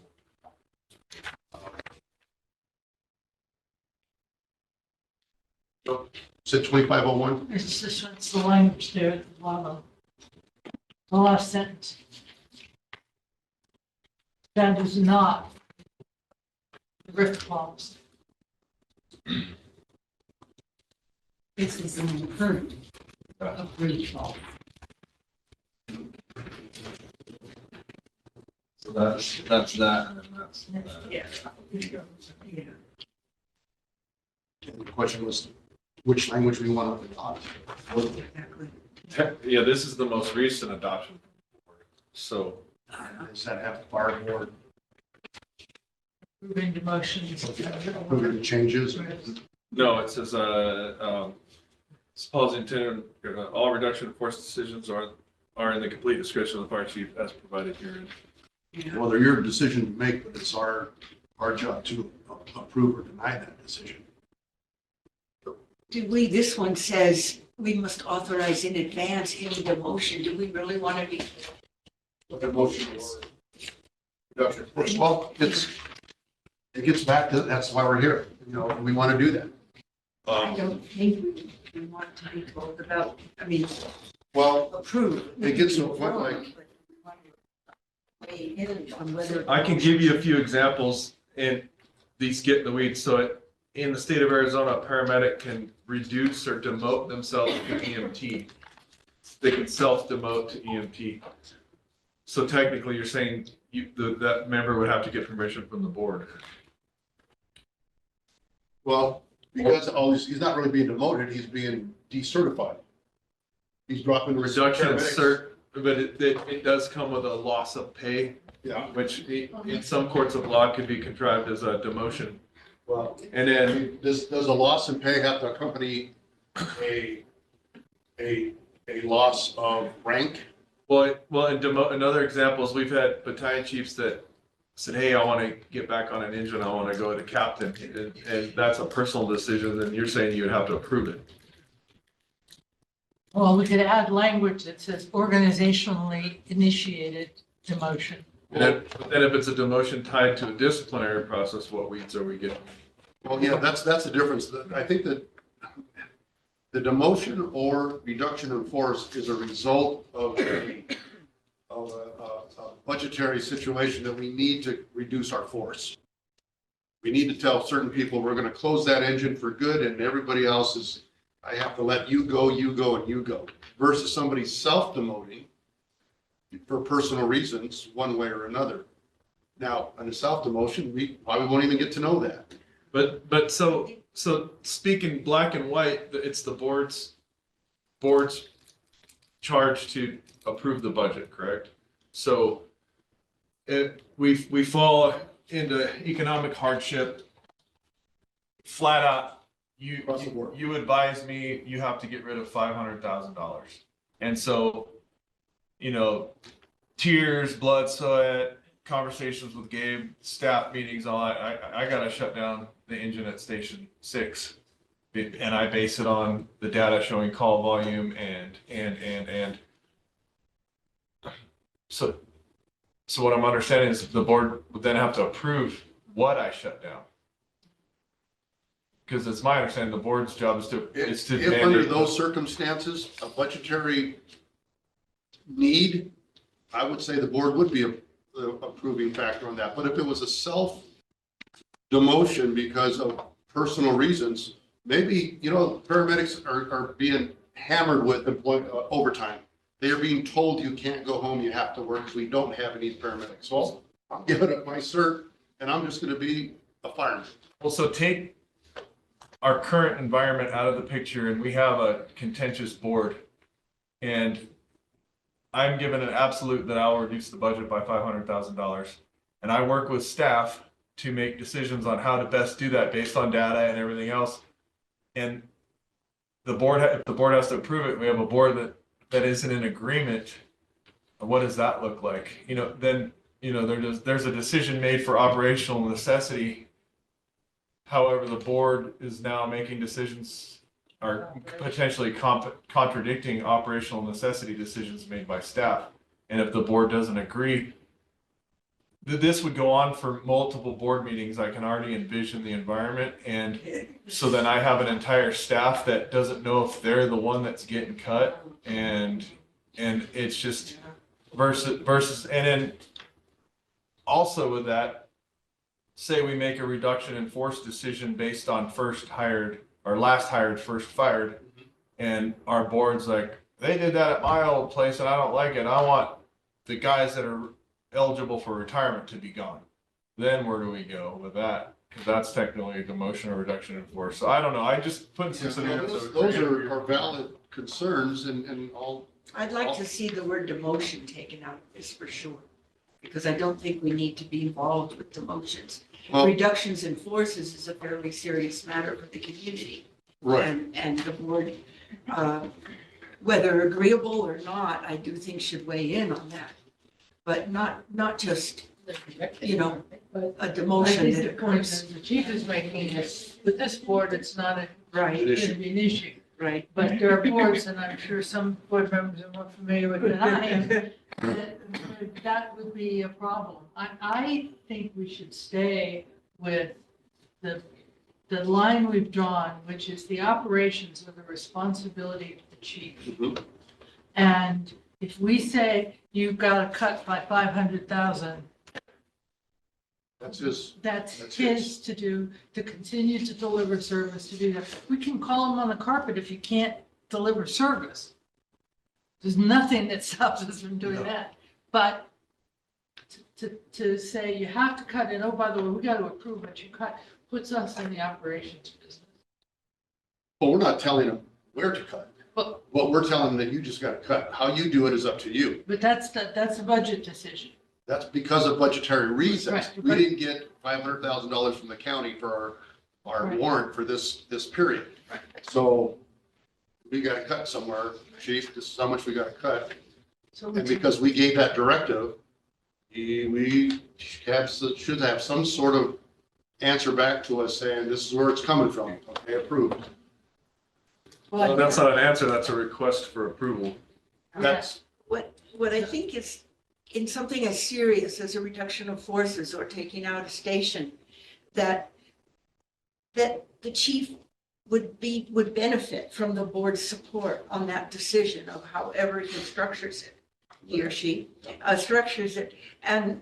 And it would be good for the board, for the citizens of Sedona to know the board has taken a look at this and values what the chief has done and his assessment and approves it. So to me, that's a very serious matter, and I understand you might want to take this out because it may be a board that's going to be problematic, but that's not how you build policy. You don't build it on the worst board you can imagine. You build it, I would think, on a well-functioning board. And another, what's the legal ramification of that, if any, Bill? The ability of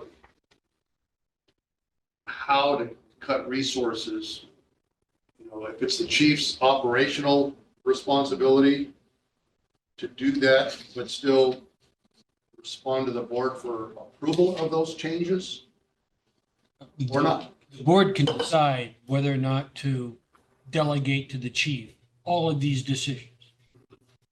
The board could decide all it's going to do is give the chief an order, cut 500,000. Normally, the board's going to get involved in the next conversation, which is, do I lay people off or cut pay? I could not fire anybody and drop everybody's pay $5 an hour. Or I can lay off 15 people, which means I close station 15. Are those policy decisions? Not if you've delegated all your authority to the chief. My experience is that most boards feel like that's a policy decision because it is cut pay or lay off. And the statute that pertains to workforce reduction contemplates notice to employees to prevent discrimination. But that doesn't speak to your issue. Do you want to reduce workforce, or do you want to cut everybody's pay by $5 an hour? Or do you want to leave it up to the chief to make this decision since he's in the trenches, not you? Well, if I decide to lay off a third of my workforce, that means we may have to end up selling a station because it's no longer used. Or it's, that becomes most boards feel like that's a policy question. Right. But you don't have to. Your question was, does the law require it? You're certainly entitled to delegate all of that authority to him. You've made the only policy decision you have to make, which is reduce our expenditures by 500,000. You can make that all you want to say. That's legal. Your True. decision about whether you want to have to weigh in on these others is pure politics. And right, but I guess my true question is that if I give the chief any directive to do something, is he not bound to respond back to the board, or he has complied with that directive? If you give him direction or the I can- board, If I if I, as the board chairman, Uh-huh. in agreement with the rest of the board, tell the chief to cut $500,000 out of the budget without any further direction, he doesn't. It comes back to the board, it's been completed, he explains to me how he did it, and we either approve it or disapprove, because we have that right. Is he bound to come back? Is he bound to respond to the board with his manner and how he made that cut? Only if policy requires. Right now, this policy says that we have the authority to have him do that. It doesn't say that he's bound to respond back to me with what he did. No, but the board, the way this policy is written, you decide whether you're going to do a reduction of workforce. That's policy, not the chief. Right, so if I say $500,000 just as a number. You haven't told him how. It could be anywhere across the board. Now that he decides it's going to be by way of reduction of workforce, he's got to come back to you because policy says you have to approve reduction of workforce. 95.15 says that, but 2003, 1371 doesn't. Is So, that the conflict you're talking about? yeah. Oh, okay, all right. So I guess the question, Mark, for this particular conflict is, do we want To further complicate the situation, based on our memorandums of understanding with both labor groups, I wouldn't make this decision so solo. It would be a negotiation. Now that we may come to an impasse and not agree on the solution, but ultimately we add that layer of complexity because there's two folds. One, the labor groups and the management work together to come up with a reduction of $500,000. Current one that was Or signed by. two, we can't come up with something, and then Should have. now the board And this. and us not agreeing would create an environment where the board would decide the outcome. And either side with labor or management. But if we're in agreement, if labor and management come to a kumbaya moment, and we're in agreement on how to reduce 500,000, we bring it to the board, and then the board doesn't agree with labor and management agree to, that adds a layer of complexity that could be problematic. Because like we're in good faith, we followed all the rules and brought you a product based on your request to reduce by 500,000, but then now you don't agree with our product, so it's a drawing board moment. And it can add some layers of complexity. Currently voted for us. And that's what the question. Obviously, there are conflicts, so you got to clean it up. It makes no sense. Well, yeah, that's what we're okay, so trying to decide here. But it's a policy. Discretionary decision. I appreciate whatever position the board takes. I just wanted to add maybe some of the layers of complexity that could occur. Oh, he throws, just negotiate part, throws all kinds of stuff in. Can I make a suggestion? Yep. In the spirit in which you talked about before, about resolving some conflicts in round two. Because I think, to me, this is one of those conflicts that's going to have to be resolved with what is the policy wording in general. So I'm going to suggest that we table the resolution to this. Okay. That, whether that one line is included or not, to round two. And Okay, continue on. so the conflict. To.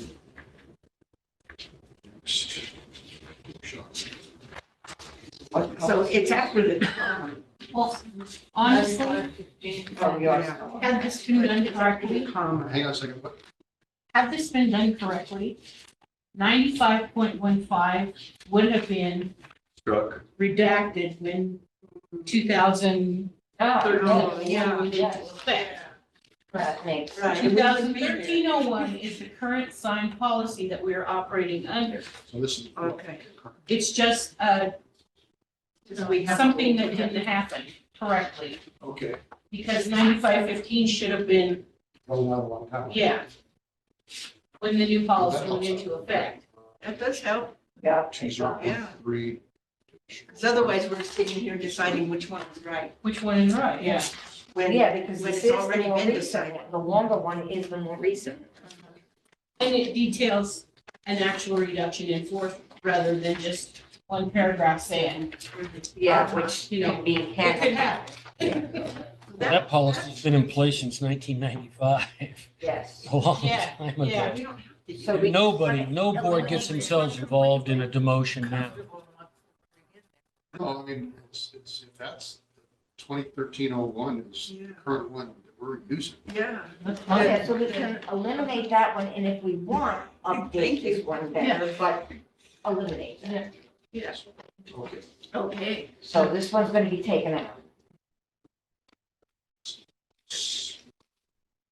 Yeah, okay, now, Kim, we allotted 1 to 3, 1 to 3:30? 1 to 3:30, I have. Okay, well, it's 3 o'clock. I know you guys may have other, I believe at 3:30. okay, so let's go 15 more minutes. It's 3 o'clock now. We'll go 15 more minutes, see how far we get. Continue with what we're doing here at home, so that we set a date for the next workshop. Absolutely. All right. Next one I got here is 98.23 Yes. R1. And that's conflict of interest. So I think that this policy is a Sedona Fire District policy. And we need a similar but different policy that governs conflict of interest. And I think in that handbook, there is one. Been written out, but specifically for the board. Yes. What policy? This one. Oh, it is that one, okay. Yeah. I thought I heard something else, it's part of one. Okay. But we are we not considered officers? You are, We are, right? So, But it's, so for services rendered outside of his or her position's remuneration, we're not remunerated. Yes. That's why I was wondering if it meant just us, or was it applying to everybody? So that's why I thought, I mean, I think this is fine for staff. We need one that is appropriate for the board. Right. So that family members aren't favored in some policy and things like that, that I believe does exist for the board in that handbook there. so we're looking more towards a conflict of interest for For the For board. the fire board. Yeah, this one we can just delete and put in the pile of. This would be, yeah. So this one here. That Northern Arizona Consolidated Fire District has a really good one. All right, so we're totally deleting the 98.23 dash. Well, it's appropriate for the fire district staff, but not for us. Okay, you're right, that's what I mean. Yeah. It's coming out of our, Yes.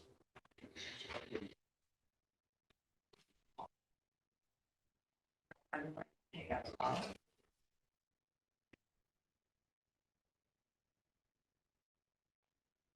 Yeah, next one up is 2000-3. This is compensation administration. That to me is fire district, not us. Yeah, These are salary structures. Although the salary schedule is part of the budget.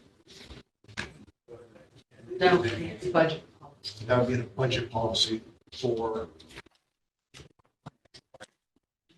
So this one here really doesn't have a place No. in this book. take out policy.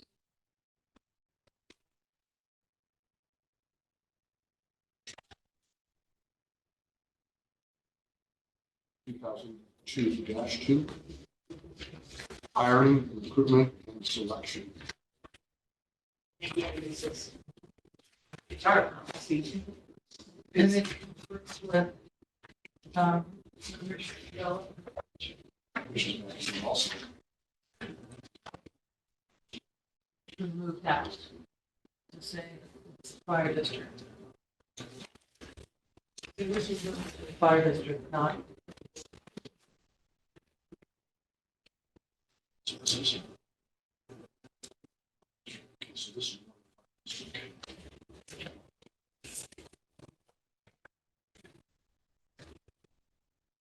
which one are you on, Mr. Chair? We're looking at 2002-2, hiring, recruitment, and selection. This would be more of It was Fire. right this way. district policy, fire chief's purview, versus that of what should be in this book for fire board.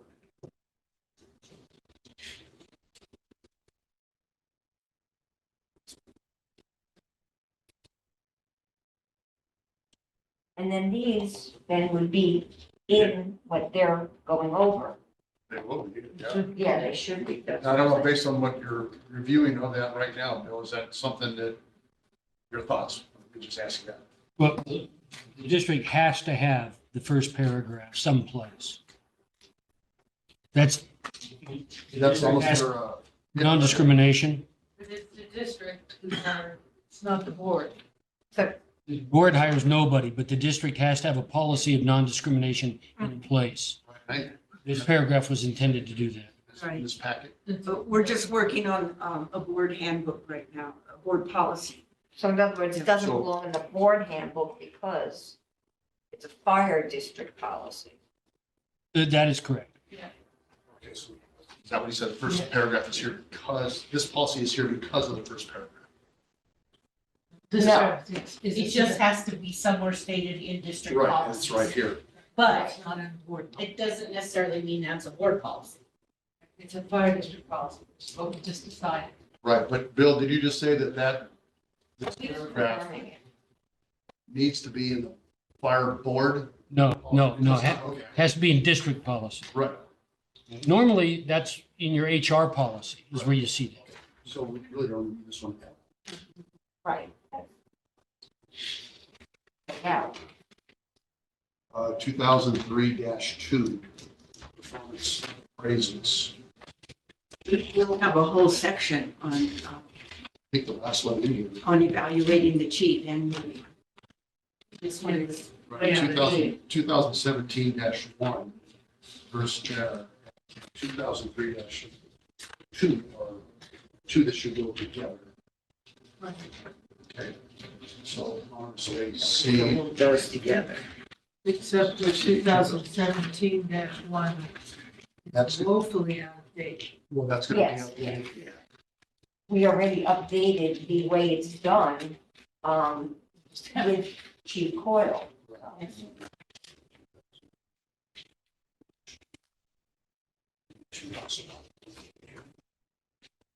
I don't know if you got that, Bill, with that 2003-2 and combine that with 2017-1. What's 2017-1 called? Fire chief evaluation process, which is the latest and greatest up-to-date one. Right, I see that. And that's not even up to date because we've updated it more. Remember, you have a contract with the chief that spells out some evaluation requirements. That contract will supersede your policy. I'll see now. It strikes me when we go through round 2, that we ought to make the evaluation process one much less specific. Yeah, you give us a little more flexibility. right? Yeah, Okay. it's not policy, we have to do it in policy. But Right, exactly, how we do it, and that might change again. Who knows? Infection control, which is 2003. I don't think we need this. Yeah, I don't know how you guys ever got that. Yeah, that's a wash. Wow. Okay, Travel and expense, we need a new policy. yes, policy 2006-2, which is travel and expense. I wrote all over this thing. And so I think what we need to do is basically, like you just stated, that. We need to do that. So again, between now and then, we'll scribble a few things together and we'll probably come up with a very similar product. 2009-1. Principles of sound financial management, capital improvement. Now, there's about three, maybe four, three for sure, that coincide with this book. But we haven't read what's in this financial book. So as far as we know, these policies are still part of this book, our fire board policy manual. So what's your thought on speaking review of what we have here to see if it in fact needs to be in here? Followed by, how do we want to review this one? I got to figure it out. So, Well, it strikes me, because I was fine with this policy. okay, I have one question about whether it's realistic. Item B, bullet 3. Realistic to have all the anticipated sources of revenue, financing and all of that. And it seems like it'd be lovely, but probably not realistic. But other than that, I mean, I think that needs to align with Gabe. right, so maybe we should give these to Gabe and have his staff reevaluate these two. Yeah. These versus this book. 2009-1, we're giving Gabe to. Is that, Gabe put this together, Bill, this manual for us. Mhm. Would it be unethical for us to ask Gabe to review our policies and see how they could be incorporated into here? Being that the policies we're talking about are principles of sound financial management and categorized into capital improvement plan, Right, fiscal planning and budgeting, and one other, unbalanced. what do you say? Purchase. Oh, purchasing. Yeah, the short answer is it makes all sorts of great sense to have him or somebody combine them. Since he apparently authored the stuff you have in that binder, Right, why not let him take a shot at it? okay. You either need to let him do it or me or CPA or somebody with some financial background. Got it, okay, so that would be policy 2009-1, That's a 9-3. 2009-3, 2009-1, 2009-3, and I had it here a minute ago, 2012.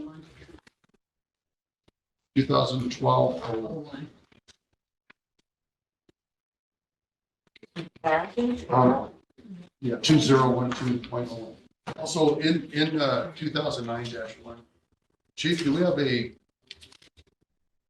governing board's debt management policy? I didn't recall seeing that in here. Do you know, have you heard of that? You say debt management? Debt management policy.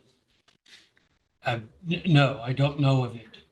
What it states here is that debt ratio targets that comply with the governing board's debt management policy. That probably in Gabe's book. And I have to believe that relates to fund balance and capital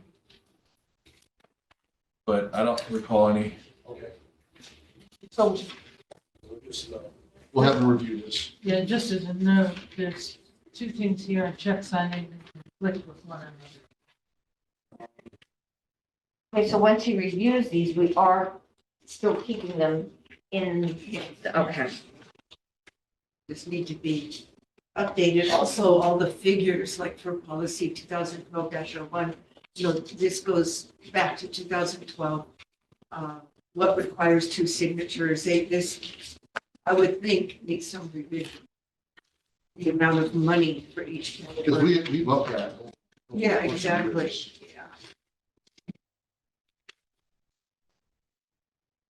Yeah. There's so much.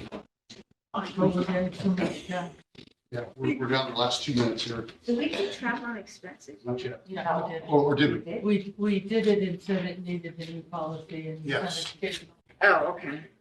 Okay, coming up here, it says, policy 2011-02. Which one is that? This is under legal assistance. We really need to scrutinize this. It's just all over the place. once again, this strikes me as we need to split this policy into one for board and one for staff. And how is that? Just based on? Well, because there's governing board member requests. Then there's other staff. Yes. It says Additional where they should detail, go. yeah, it's defined in the current standard administrative procedure until request for legal assistance. Right. Yeah, it does say that with the membership. Yeah, so just split. What's right here? Policy A and B under number 3. Split it there. Yeah. So, contract review, which is one that we needed to mention, that's policy 2011-03.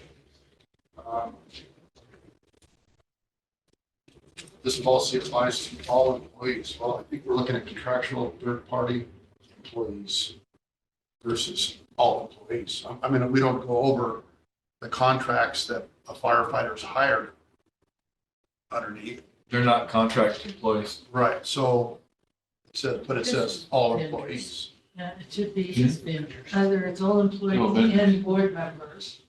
Because down here it says administrative staff often and board members occasionally, but we're not. Yeah, we're not. Why would that be, Bill? Question is, policy 2011-03 under contract review, Roman numeral 3. It says the district's administrative staff often and board members occasionally causes work with third parties for provisions of goods or services in the district. Well, it's not really saying that we need to have contract reviews. Work with people who are third party. I don't know where that language came from. It's signed by David Loward. That might say a lot. Yeah. I think the intent, now that I'm hearing the signatures, is, it's kind of what you directed us to do as far as, every few years or with frequency, review our healthcare third-party contractor, our legal, our financial, our who we use. And that I think is addressed in here also, Yeah, because that's under like a 5-year review. yeah, So so, pointed out in here. But he wanted to build a fire station. And that's somebody. Okay. So contract reviews, I think, should be in here. Yeah, but it could be to Gabe for review. Yeah, this contract, this policy conflicts with your professional services policy. That policy says you don't have to go out to bid for anything. This one says you need to review for professional services if it's in excess of $10,000. The problem with that, of course, is it's never in excess of $10,000 on a monthly basis. It's always in excess of $10,000 annually. Yeah. I don't care which professional you're hiring, right? We're going to Gabe for review for this one. Policy 2014-01 under grants. Now, grants is also talked in this book. And perhaps there should be another one that goes Gabe for review as to how the two work together. Anything else? Us, ideas.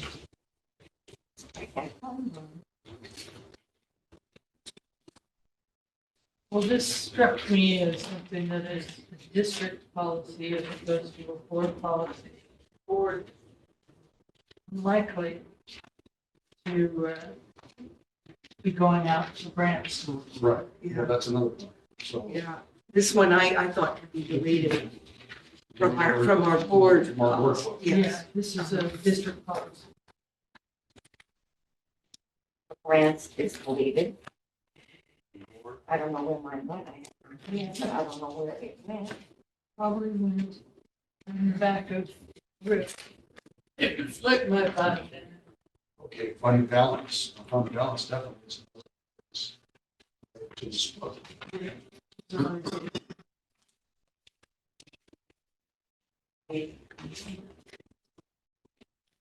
Let's got this with the boards. If you were- That is 2014-2, we're getting? That was 2014-2. Okay. And the next one is 2014-03, which is a drug and alcohol-free workplace, which I think is District. Yeah. So we delete this one. Take that.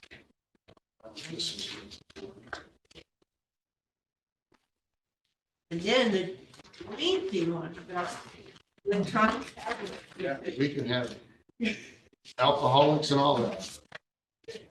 Electronic tablet. This needs to be updated and reduced. Yeah, purpose is a device, I mean, it's pretty specific, right? Just general. well, and some of it I think is out of date. If you just update, Yeah. Could we say update and reduce? that's what exactly what I had.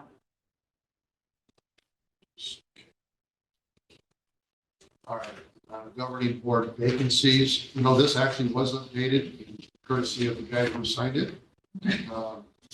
It's Basically, what it is, we brought in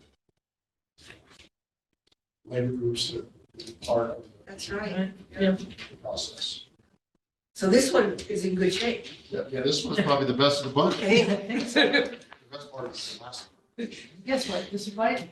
Since we got to them all. We got through them all. Okay, with that said, this board here has reviewed all the policies within the governing board's policy manual. Mr. Chair, Yes, sir. on the governing board vacancy policy, Uh-huh. selection process number 8's not the law today, needs to be fixed. Which ones? It requires a board member who's resigning to remain on the board until a replacement's found. You know, I've questioned that before, and I didn't quite understand the language of it. It's true for board members who vacate because their term has expired. It is not true for board members who resign. As an example, what if you moved out of state to Idaho? You can't be on this board irrespective of what the policy says, right? And so it just needs to be fixed. That's all. Right, and that's, where is that located on this? Number 8? So that's the only thing that we have to take out of it, otherwise it's good. Yeah, that should just be removed. Sorry, Dave. No, well, it's going to be even better. But that came up with the last board member who moved to back east Yes. and kept an address here, thinking that that was enough to keep the position. Yeah, and that's a fact, that's a question of fact. Well, no, it's a question of law. Is keeping an address good enough to continue to be a resident of Sedona? That becomes debatable. You know, because a lot of board members travel a lot. You can be gone for months at a time and still be a resident here. Well, So what was her intent, right? yeah, obviously the intent, and we actually went as far as, well, what's the address on your driver's license? You know, that was, because you can only have one driver's license, and if it was over there, that's residency over there. not No, here. it's okay. Leave your- That doesn't matter. The law says that if you resign, you cannot be forced to remain on the board. If your term expires, you are obliged to remain on the board until a new board member is selected. And at that, based on the other rules of replacing someone, we've got 60 days to do it, or within County 90 does it. days, the county does it. So there is an end time based on that parameter. There's no doubt. It's just, you can't require that they stay on the board if they resign. Can't do it. First and foremost, thank you guys for going through this and the discussions that we had. They might have been frank and to the point, but they were absolutely needed. And I think we came up with some good, meaningful, real conclusions to those. With that said, our homework now is to go home and review these, clean up your notes. Should meet again so that we can provide Kim with a final document of our draft, final draft, to give to her to put all together. That doesn't mean that we're going to give her 5 copies of our reiteration. they're gonna hammer out what we each wrote, right? Well, they should be relatively the same. Yeah, but I think there's only a few that we. That one. It isn't all of them. Yeah. So that's where we're at. Any questions from anybody? No, I don't, Bill, based on discussions today, I don't think there's any motions or there's only the one consensus that we talked about earlier. But I think we're pretty much at a point where we can close out this meeting. Yes. Okay. Is there any other questions? Chief, do you have any other further input? I do not. All right. And Kim, I know you're going to be handling the brunt of what comes up as a result of our stuff, but anything that you'd like to see, maybe consistency more than anything else, so you don't have to decide what is it they want. You just put things together. I don't think so. Okay. All right. Bill, any comment on the proceedings? No, it sounded like you did what you had to do. Thank you very much. Unless there's anything else, meeting's adjourned. so No. I've never seen this before. Is it, oh, okay. Yeah. You're not the Because only we one. referred to it a couple of times. Right. You know, Well, I think the board at the time in 2018 oh, well. that's received them way all. before me. And then that was, then they disappeared. I mean, I had them, Jean had them, so gave it to her, to Cory. That's why she has a copy. That's it. We've got some, They do everything. Just- Janet, there are multiple opportunities to tighten up procedural things here. Thanks for taking minutes. No, it's good. I mean, it's good to hear the They're thought gonna- process. They're gonna be short. Good for you, Kim. Paraphrase. All right. Sorry I'm late, everybody. No worries. You're not late. You're early for tomorrow. I was trying to get it on the I had a meeting this morning and I PT think you'll like it. appointment this afternoon and Yeah,